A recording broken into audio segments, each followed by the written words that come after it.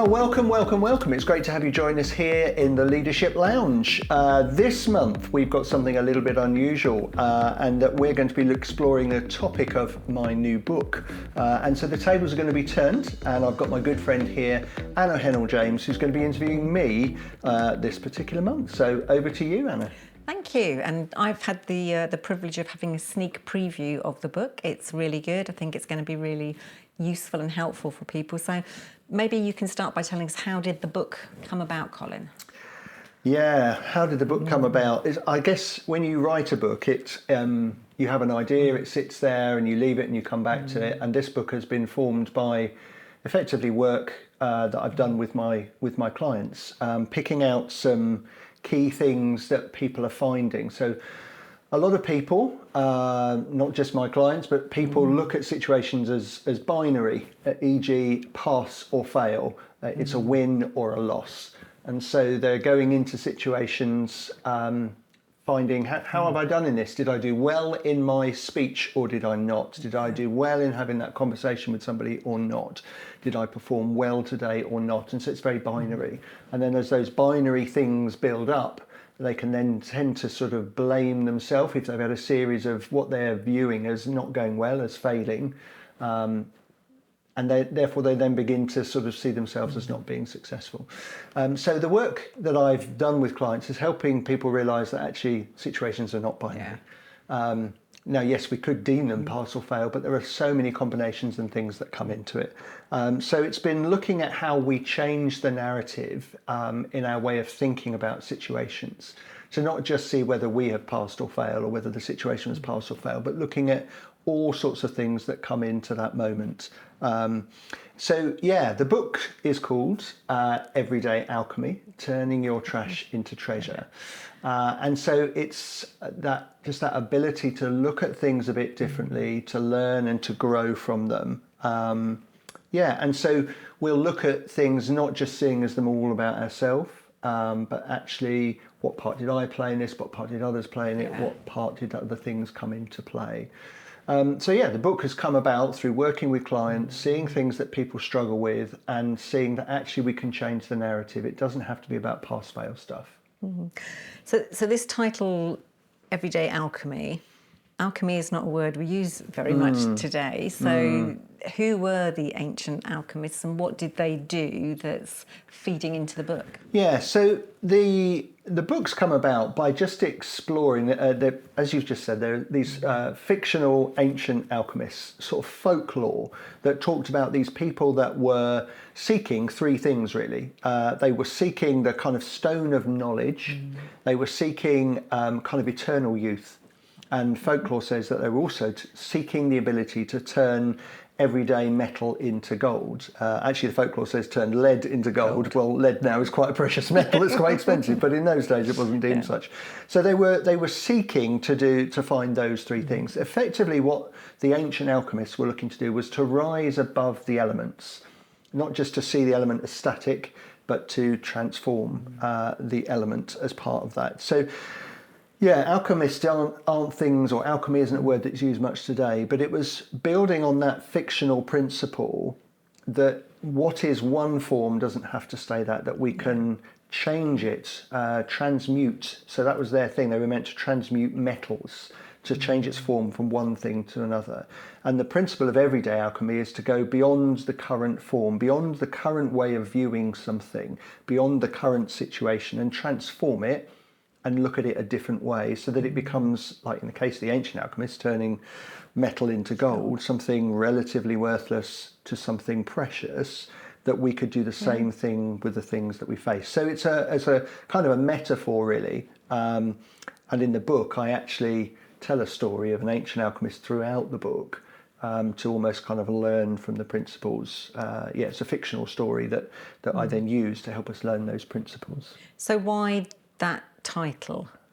Why Everyday Alchemy, turning your trash into treasure? So the principle is that it should be for the everyday. So every day we face situations that we might see as a bit trashy. That didn't go well, or sometimes we face really ploppy, horrible things, and we just go, that was a plop show. It went really badly. It was just awful. And so it's the idea that the principles in this book we can use in the everyday, that in the moment we can find steps, which I'll go through in a moment, that help us make the best of the moment in the situation, the best that we can in this moment that we're in, but also afterwards that we review it and reflect it so that we turn what we might see as bad or trashy into something of value, so that we grow from it, learn from it, so that we develop kind of the ultimate thing of resilience. So resilience isn't just about surviving, it's about thriving, it's about growing, it's about, okay, so I went through that difficult situation, but what did I learn from it? What would I do differently next time? So it's called Everyday Alchemy because it is about using it in everyday situations, whatever we're facing.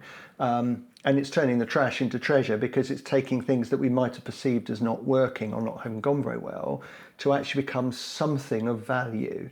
So that's why it's got that title. So you talked about the ancient alchemists seeking to turn base metals into gold. What does that look like if you translate that to the 21st century? So what is everyday alchemy today?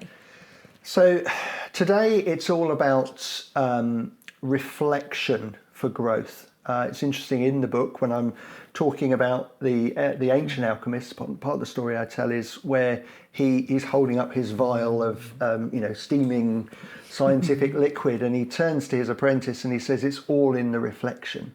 And the rather naive apprentice looks in the vial and only sees his own reflection. Now, what the ancient alchemists meant by that was you reflect on what have I developed so far, what's worked well, what hasn't worked quite so well. And so that's the fictional story. And I guess it's the scientific thing. How do we improve something? You reflect on it. Where have we got? What could be better? And it's taking that then into the everyday moment. And it starts by the reflection, reflecting for growth. What is it in this moment that I need to be? What is it afterwards when you review it? Reflecting, what part did I play? What part did others play as part of that process?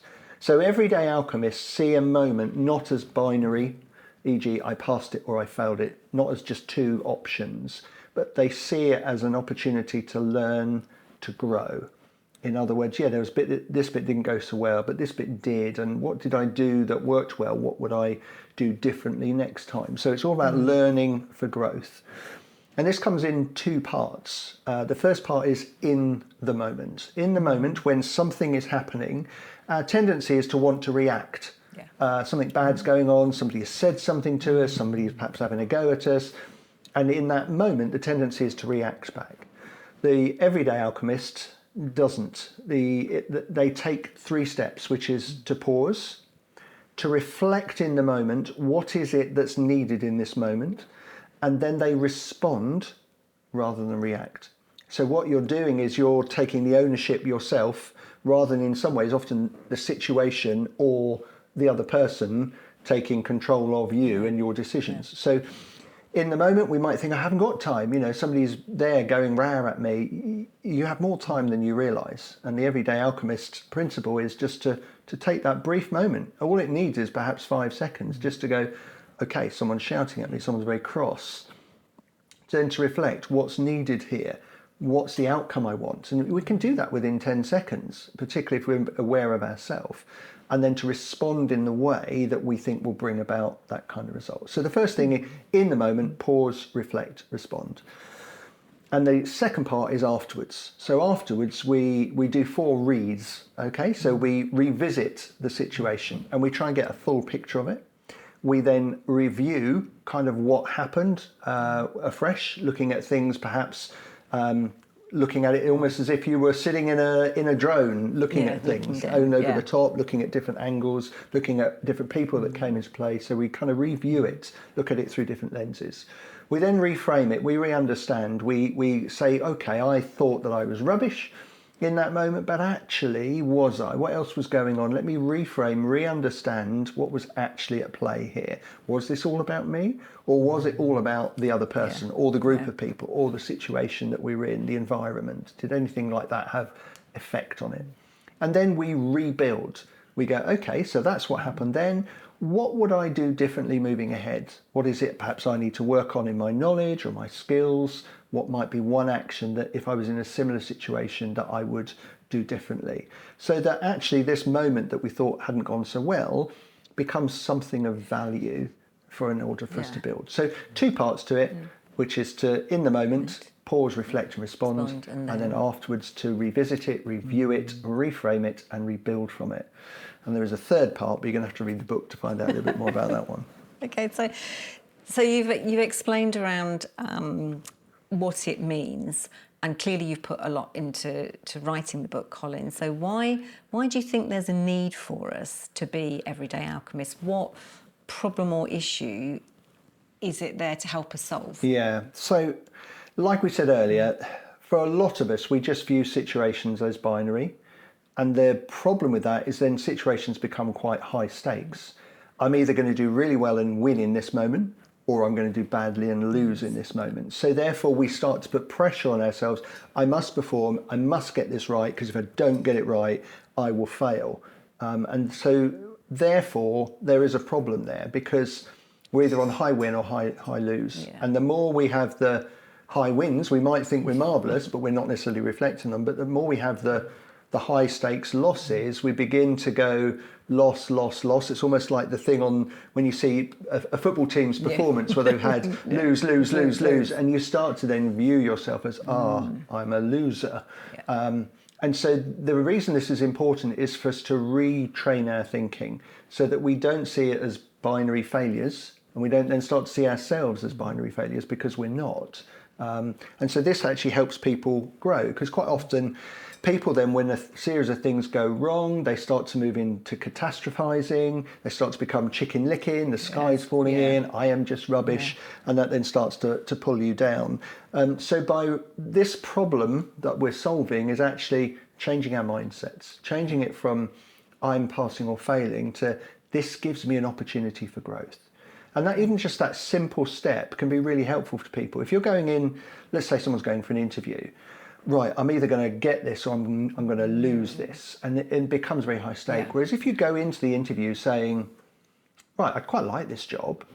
What I'm really going to gain from this though is learning about myself and learning about interviews. And this will help me long term in the future. Yeah. Now, as soon as you start to change that mindset, which is about learning, your stakes drop, therefore your threat drops, therefore your cortisol drops, therefore that means your mind is more fresh thinking and you're more likely to perform better as well. So just by changing that simple mindset means you then start to perform better as part of that process. So this liberates people from this kind of self-blame, self-loathing as well. Because instead of you saying I'm either going to pass, fail, you start to see I'm a learner. You also, by doing that revisiting and reviewing afterwards, begin to see it's not all about you. Actually, it's a bit about me, and it's a bit about them, and it's a bit about the situation. And then you can begin to say, okay, so if all these factors are coming in, some of these I have no control over. So if you and I were having an argument, that wouldn't happen, Anna, but if we were, and you were having a go at me, and then we were in this argument, and I'm going, I failed, I messed this up. I see myself bad. Or I might go, it was all about Anna. She was really stroppy with me today. It's all Anna's fault. Well, then we've got nothing we can do anything about. Whereas if we start to say, okay, so this happened. Let me repick. What did I do? What did I not do so well? What did I do well? What was going on for Anna? What was going on in this situation? Okay, so now there's all these things coming into play.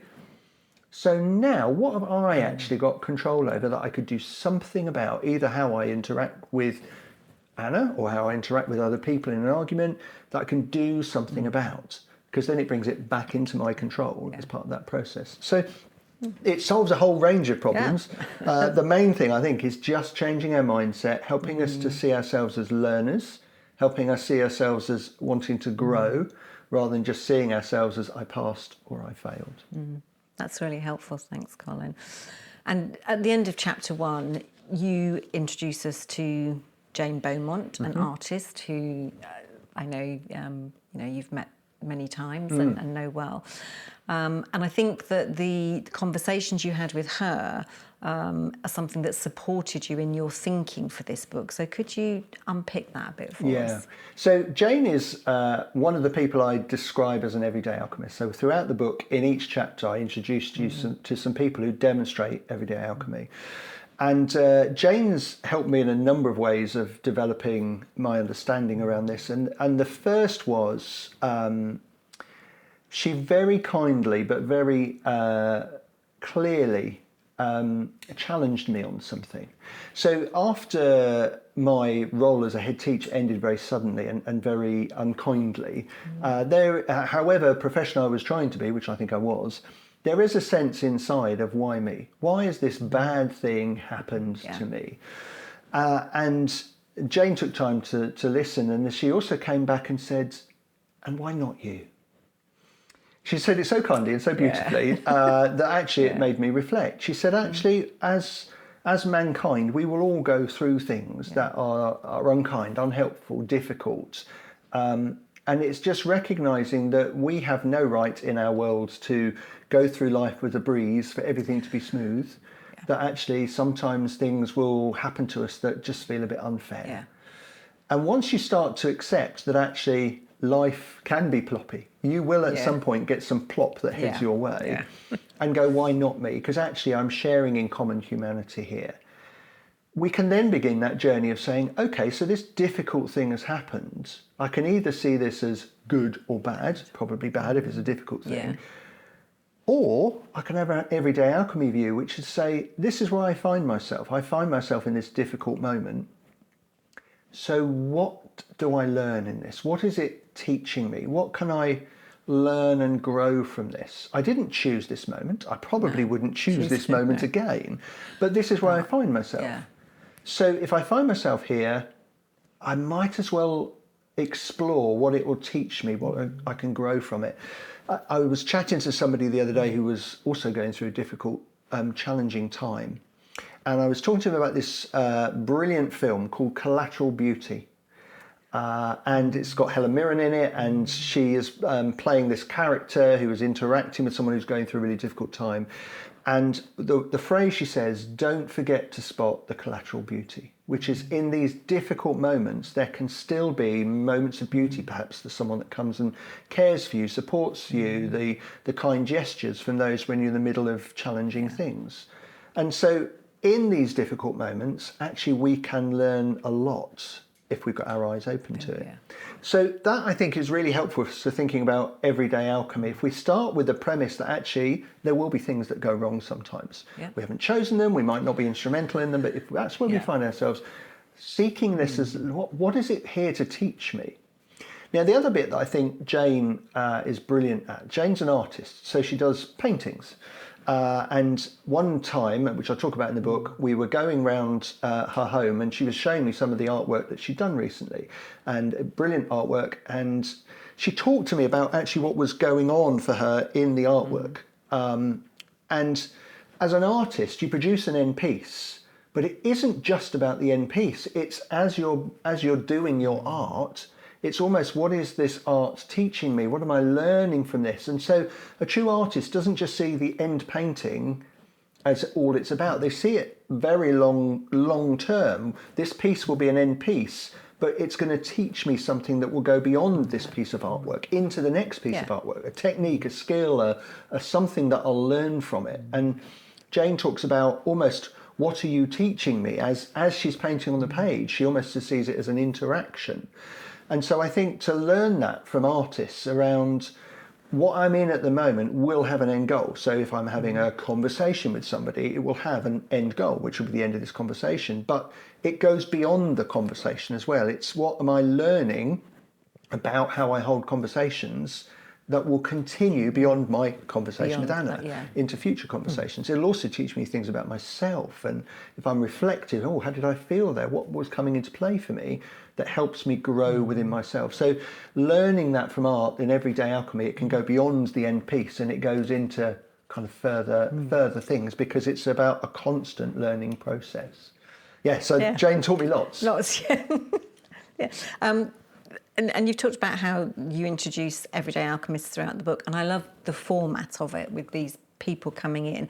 And there are a number of other characters that you have coming in through the book. So can you tell us a bit about them? Yeah, so in each chapter, it starts with an ancient alchemist story, which I mentioned earlier. It's completely fictional, because as far as I'm aware, the ancient alchemists weren't fictional. It's folklore rather than somebody in history. And in there, he has an apprentice, and it's what he teaches the apprentice about alchemy and the learning process as part of that. There's also, in every chapter, there's a fictional character called Belinda. Belinda is completely fictional, but Belinda has an interaction with her coach. She's got a challenge at work with one of her colleagues called Richmond. Little top tip, little insider secret here, that actually as I was writing the book, I came up with a name that I thought was relatively fictional. I didn't know any Richmonds, but as I went through, I realised I was making some mistake on some chapters, and I turned it into someone called Kingston. So if you know, they are both two towns in Surrey, and I realised the mistake I was making. So little aside there, when you read the book, you'll realise, oh, I wonder which chapter he changed it to a different name. So yeah, Belinda had a challenge with a colleague called Richmond, and she discusses this through with her development coach. And so each chapter we unpick that. So it gives people a kind of fictional example to see how you work through each element. So as we go through the book, we look at the pause, reflect, respond. We look at the review and revisit, etc. throughout. And each chapter, Belinda appears and the coach works through those aspects with her. And then each chapter also has an everyday alchemist. So we have a range of people. We've mentioned Jane already.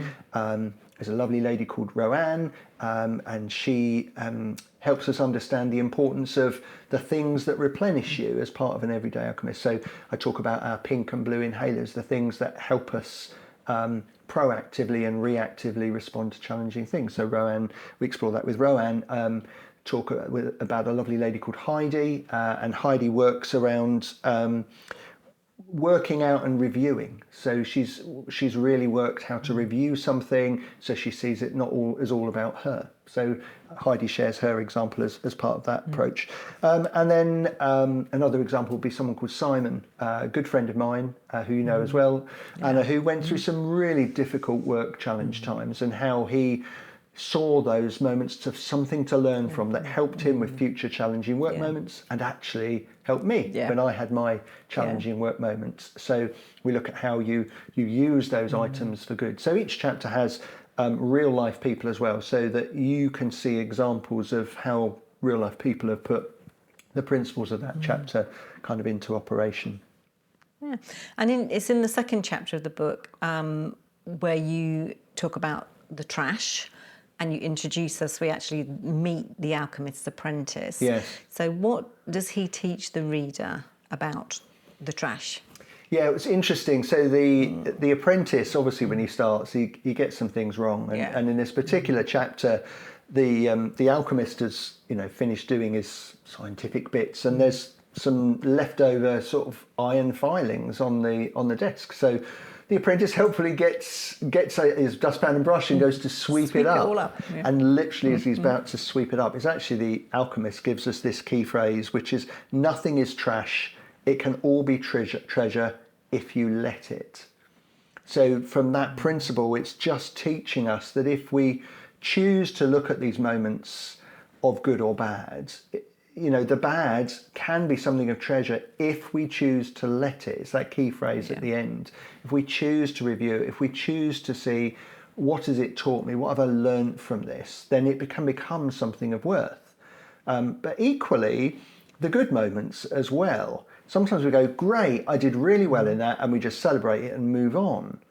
Actually, that is just this momentary moment then of goodness. It's become nothing of long-term value if we don't review the good moments as well.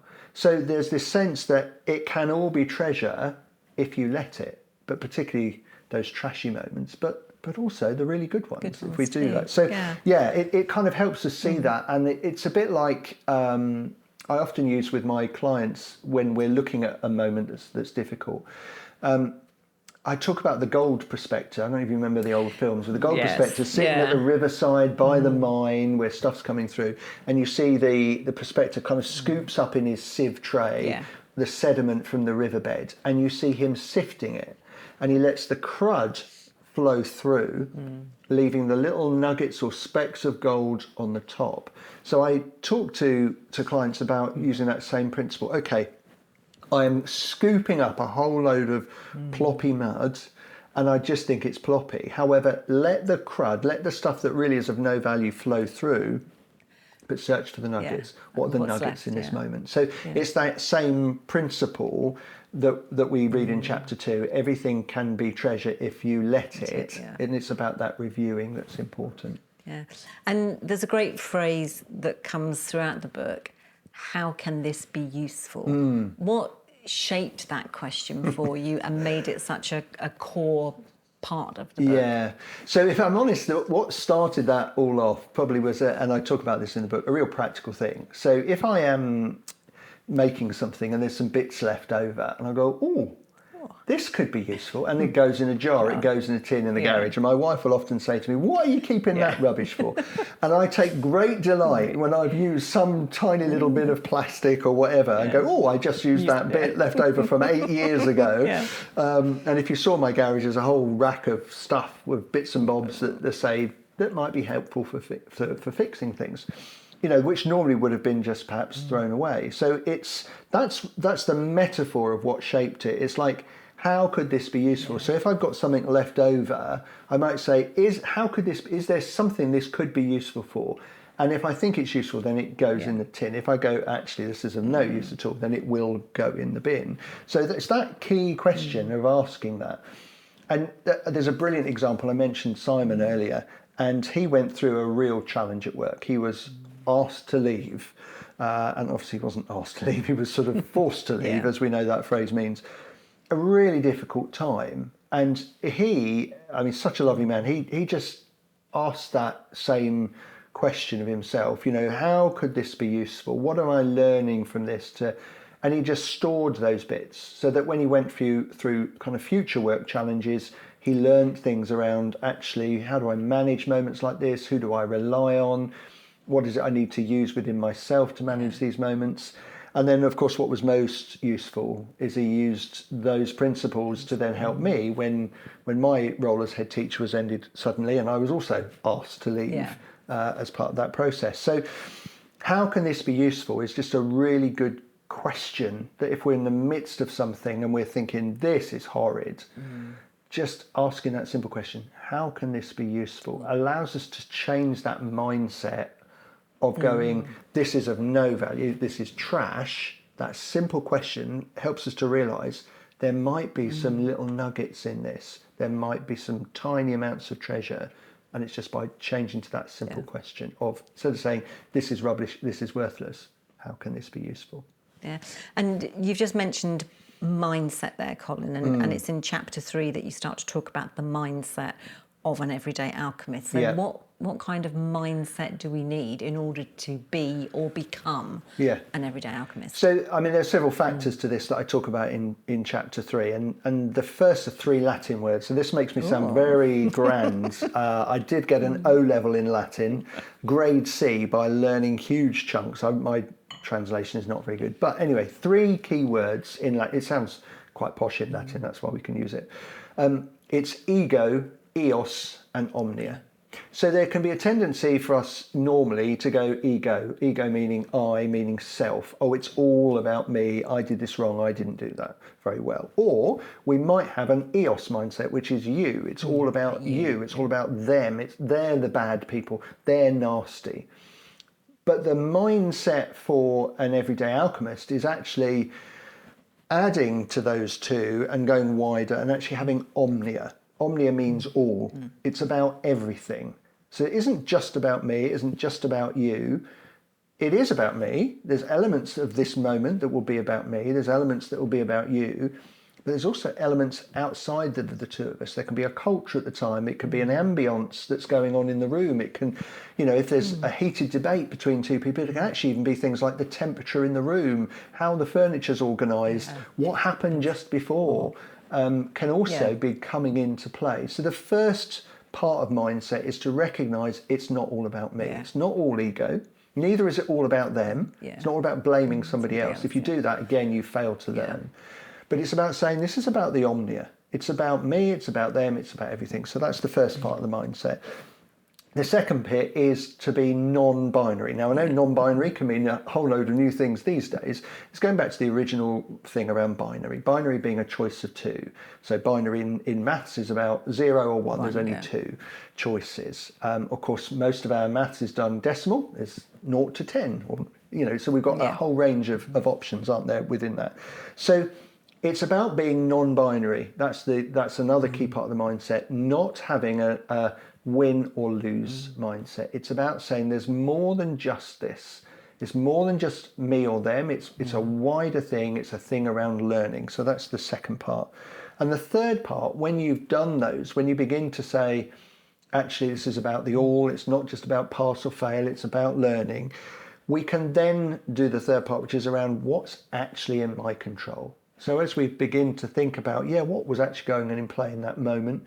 What was my responsibility? What will happen for them? What was going on in the room? Then you can go, okay, so now I know all that was going on. What am I in control of? And even in the moment as well, rather than going, there's all this going on, what am I in control of? So this is a very difficult moment. I haven't had a chance to review it yet. I'm not in the later on, I'm in the moment. But just to be able to say, okay, so if someone's shouting at me, I can't control them. I can't control their behaviour. All I'm in control of is myself. All I'm in control of is living by my values. All I'm in control of is how I speak to somebody in response to that. I am in control of pausing. I am in control of taking some time before I respond rather than react. So that's the other part of the Everyday Alchemist mindset, is just then bringing it back to, okay, so if there's all this stuff going on, what am I in control of? Yeah. And the binary approach that you've talked about there, you explore in one of Belinda's stories with her colleague Richmond. Kingston, if we're changing his name. So can you tell us a bit about how that sort of comes into play and what we learn from that? Yeah, so in that chapter, she's had a meeting with Richmond, and Richmond has reacted. It's got a bit heated, and she afterwards is thinking, I didn't deal with this very well. And so she effectively, because she's had a series of fail meetings, if you've ever seen like a diagram or decision tree, 0 or 1, did it go well, didn't it? It didn't go well. And she keeps going down the right-hand side of not gone well, not gone well. Yeah. So she's created for herself a self-blame filter. And so she's now almost looking for the confirmation bias of every time I interact with someone, it's not going very well because I'm no good at holding these conversations. So her fictional Belinda with her fictional coach, the fictional coach brings out a series of cards just to help her begin to reflect on things. So he brings out a card that says person, which is her, actually, the person is the other person. He brings out a card that says you, as in Belinda. He brings out a card that says others, environment, history, culture, politics. And under each card, he gets Belinda to reflect on what was going on for each of those cards. In that context of that and meeting. That situation, what he's helping her to do is to revisit it and to review it in some different lenses, to go, well, what's going on for this person? What's going on for you in that moment? What's going on for the other people in the room? How was the room organised? What was the temperature of the room? What's the culture in your building at the moment? What are the politics that are going on? What's happened recently? And as she begins to explore it, what she draws out is that she was offered this particular job, and Richmond thought he was going to get it but hadn't done, so he had a bit of soreness there. Explored that actually Richmond had a whole load of things going on for him at home, which meant he hadn't slept particularly well, so he was a bit edgy anyway. Talks about the temperature of the room, talks about actually the people, it was in front of people even though she thought it wasn't. She thought it was a private room, but some of the blind was broken, so colleagues in the office had seen, and he'd had to walk past them, so everyone knew that he was in there, so he was feeling edgy. So just by looking at the different aspects, that enabled her to then again see that key principle. It wasn't all about her. and to start to look at the omnia as part of that approach. Yeah. And we also meet Alice, who is a real person, one of the Everyday Alchemists. Yeah. And she demonstrates that approach as well. So she really is a teacher. Yes. And is subject to lesson observations and reviews, and finds that quite challenging, but has applied that strategy. So tell us how she did that and what the outcome of that has been. Yeah. So the first thing is just to say Alice is one of my clients, and any client that's in this book has given full permission for their story to be here, because when I work with clients, it's confidential. So I wouldn't want anyone to think, oh, you go and work with Colin and your story appears in a book. Most certainly doesn't. But Alice really she's been part of shaping some of this story with me. She wanted this story to be known to help understand. So Alice found observations very difficult because she saw them as binary. I'm either going to do well or I'm going to fail. So the first thing was to help her reframe, which she did. She's reframed observations, not seeing them as pass fail. She started to see the omnia. She knows in a lesson moment, when she's working with a group of children, that actually if something doesn't go well, it isn't just about her. Those children, you're not just bringing one person in, you've got 30 little people in there that all got stuff going on. And so she's able to recognise some of this is beyond me. I'll have teacher skills that I can use. So that's helped to drop the level of anxiety as part of that. She's also, we've worked on a technique which she demonstrates in the story about just that pausing and reflecting in the moment and then responding. So she's pausing and reflecting, how do I want to feel? She's then thinking about what she will do as an action that will generate that feeling. So in the book, it talks about when the observer, the head teacher that comes in, that she thinks really highly of, so wants to do well in front of this head teacher, she knows she wants to feel calm, and one of the things that will help her feel calm is smiling. So she pauses, reflects, I'm going to smile and I'm going to say good morning, because that will show I'm calm and therefore I will feel I'm calm. Yeah. So she smiles and says hello and says, children, look, here's our head teacher's come to watch us today. Right, now eyes on me. And so she knows that action will generate those feelings as part of that process. So she pauses, reflects, how do I want to feel? So what actions do I need to do to bring that feeling? And as a result of that, she doesn't see it in the same way now. She's able to feel more in control of lessons. And also if things don't go so well, she then recognises that's okay, because it's a learning opportunity for me, but also some of it is beyond me. So I just have to focus on what's within my control as part of that process. And then because she's more relaxed about it all, then she performs better as well. It goes better anyway. And Alice is wonderful and lovely, and she's got a great story. So I definitely recommend people reading that one. No, that's really helpful and insightful as to applying it and the impact that it can have quickly. And that's why we've got the real life stories as well as the fictional stories, so that people, when they're reading it, to understand, how can I also adopt this? You've got an example to go, I might not be a teacher, but I can see how they put that into practice, and so I can now think about it for myself. And the other thing I want to explore with you, Colin, is I know that purpose and values are really important to you, both personally and in your work professionally. And they are also an important part of Everyday Alchemist's mindset. Can you explain to us why they are important and what kind of influence and impact they have? So I really strongly believe if people can understand what their passionate purpose is, that gives them a huge amount of energy. So quite often we know what we do. We quite often when we meet someone, hi, what's your name? Anna. What is it you do is the next question we ask, don't we? When we think about that in terms of jobs, but actually our job is not our purpose. Our purpose fits within the job that we do. So for me, my purpose is to empower people. So when I was a head teacher, it was about empowering my staff, empowering my children. Now I'm a coach. I like to empower those I work with so that they leave more clearly understanding things. So the passionate purpose, when you know what it is, that allows you then to do that, and it will energize you.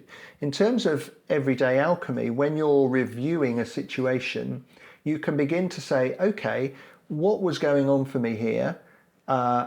how can I work my purpose into it? So in the moment, you think about how you can work your purpose into it.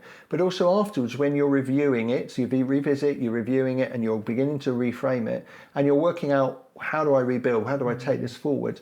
You use your purpose as the lens to decide which bits you might take forward. In other words, if my purpose is to empower, how do I work this in then as part of this process? So for example, if I'm interacting with someone, let's imagine I'm coaching somebody and I find my mind wandering. I don't, but if I was to, then I would reflect afterwards, okay, my mind's wandering, but my purpose is to empower. If my mind's wandering and I'm not listening, that's not going to enable me to empower. So therefore, I need to think about strategies that I might work in to help me keep focused, because it'd be driven by my purpose.